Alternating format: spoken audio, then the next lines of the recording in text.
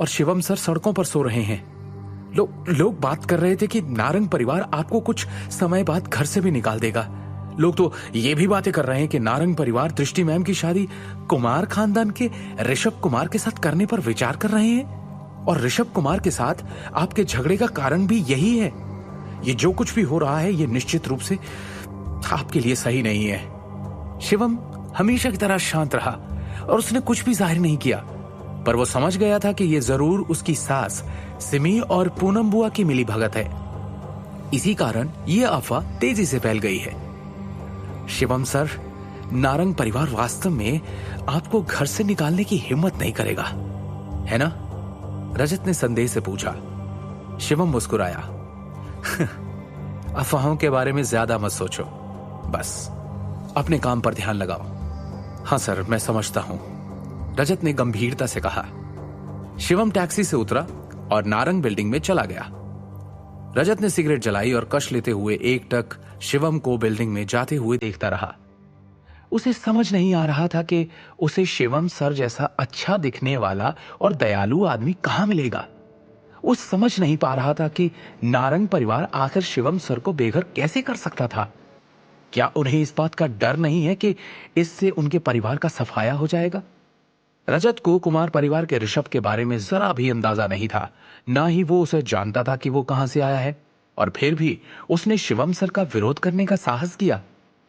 रजत ने पहले कभी ऋषभ कुमार के बारे में नहीं सुना था, लेकिन जहां तक शिवम की काबिलियत और बोल्डनेस की बात है, तो रजत ने इसे ज्वेलरी एग्जीबिशन में अपनी आंखों से देखा था।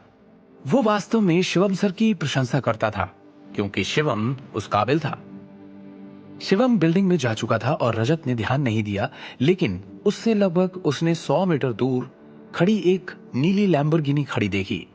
वहां असाधारण पोशाक पहने कुछ नौजवान लड़के लड़कियां दूर से ही उसे देख रहे थे। ब्रो ऋषभ, वो लड़का शिवम अभी अभी कंपनी में आया है। गाड़ी स्टार्ट करो, चलो चलो उसे सबक सिखाते हैं। ऐसी बेइज्जती करेंगे साला किसी को मुंह दिखाने लायक नहीं बचेगा। सभी एम्प्लॉयज को उसका असली चेहरा दिखाना है। रोहन ने एक चंचल मुस्कुराहट के साथ कहा। वो ड्राइवर की सीट पर बैठा था। और नहीं तो एक छोटा सा एम्प्लॉय है ये। ऋषभ के रहते हुए तो उसे तुरंत अपनी नौकरी से हाथ धोना पड़ेगा। मैं भी देखती हूँ पूरी दिल्ली में से और कहाँ नौकरी मिलती है, कौन सी कंपनी उसे लेने की हिम्मत करती है। उसे भूखा मरता देखकर ही सुकून मिलेगा मुझे। सयाली ने ठंडे लहजे से कटुता के साथ बोला। हाँ, मैंने रात भर से अपने गुस्से को रोक कर रखा है। अब तो उस ऊपर पहुंचते मुझे उसे थप्पड़ मारना है। ध्रुव ने अपनी मुट्ठी भींचकर कार की पिछली सीट पर मारते हुए कहा। अरे यार, तुम किस लिए जल्दी में हो? आराम से अपना समय लो। आज इस लूजर निकम्मे आदमी को सबक सिखाकर ही चैन मिलेगा, ध्रुव ने कहा। ऋषभ के मुंह में सिगार था। उसने प्रभावशाली तरीके से कहा, वो अभी भी मेरा विरोध करने की हिम्मत करता है। मैंने नारंग परिवार के लोगों को पहले ही सूचना दे दी है। नारंग परिवार में कौन मेरा विरोध करने की हिम्मत करेगा? ऋषभ की आंखों में चमक थी। मैंने पूनम बुआ से सुना है कि कल रात इस लूजर को घर से बाहर निकाल दिया गया था, ऋषभ ने कुटिल मुस्कान के साथ कहा। जब इस आदमी की घर में इज्जत ना के बराबर है, तो मेरे लिए दृष्टि और उसके परिवार को राजी करना कितना मुश्किल होगा।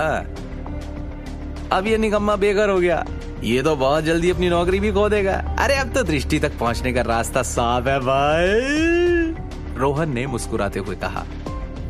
ऋषभ खुद पर गर्व महसूस कर रहा था। उसने घड़ी पर समय देखा। कार को आगे बढ़ाओ, लगभग समय हो गया है। बस अमिताभ अंकल की कार का इंतजार है। मैं तो ऊपर जाकर उसके चेहरे पर एक अच्छा जोरदार थप्पड़ जड़ने के लिए उत्साहित हूं। उन्होंने बातें करते हुए चमकदार नीली लैम्बोर्गिनी नारंग बिल्डिंग की ओर बढ़ा दी। हालांकि ऋषभ और उसके साथियों ने यह बिल्कुल भी ध्यान नहीं दिया था कि कोई उनकी गतिविधियों को देखने के लिए सैन्य दूरबीन का उपयोग कर रहा था। लगभग 100 मीटर दूर एक ऊंची इमारत की 23वीं मंजिल पर एक व्यक्ति ने एक हॉल खरीदा था। काले कोट में 2 आदमी गंभीर भाव के साथ एक दूरबीन से ऋषभ और उसके साथियों की एक एक गतिविधि पर बारीकी से नजर बनाए हुए थे। मैं शीतल, ऋषभ जी की कार आती हुई दिख रही है।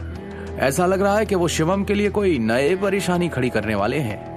नंबर 6 ने सैन्य दूरबीन को अपने हाथ से नीचे रखा और रिपोर्ट करने के लिए मुड़ा। आगे की कहानी जानने के लिए देखिए अगला एपिसोड सिर्फ पॉकेट एफएम के यूट्यूब चैनल पर, और शिवम द हिडन वॉरियर के सारे एपिसोड्स को सुनने के लिए डिस्क्रिप्शन में दी लिंक से डाउनलोड करें पॉकेट एफएम ऐप।